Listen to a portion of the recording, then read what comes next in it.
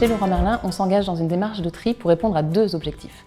Le premier objectif, c'est de limiter l'impact environnemental de nos sites en améliorant la performance de tri et en limitant les déchets qui seront enfouis ou incinérés. Le deuxième objectif, c'est de répondre à la loi et notamment au décret 7 flux qui nous impose de trier 7 catégories de déchets à la source. La plus grosse contrainte, c'était le nombre de flux.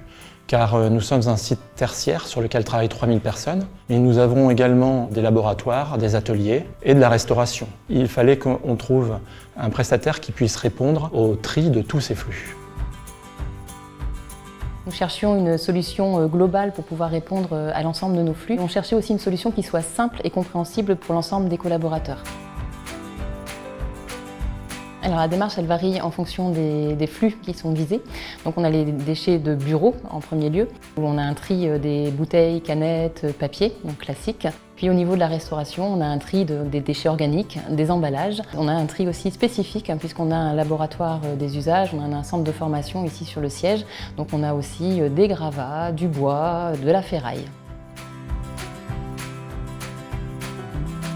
Lorsque nous avons mis en place la démarche de tri sur le siège, nous avons particulièrement travaillé la signalétique et la communication. Nous avons développé un kit d'affiches pour expliquer le sens, pourquoi on trie et que vont devenir les matières qui sont triées, et aussi des affiches pour expliquer le geste de tri en lui-même, pour savoir quels déchets mettre dans quel contenant. Je pense que les collaborateurs ont plutôt bien accueilli la démarche de tri. Avant cette mise en place, j'avais énormément de questions sur où ils devaient mettre leurs gobelets, où ils devaient mettre leurs déchets. Aujourd'hui, je n'ai plus ces questions-là.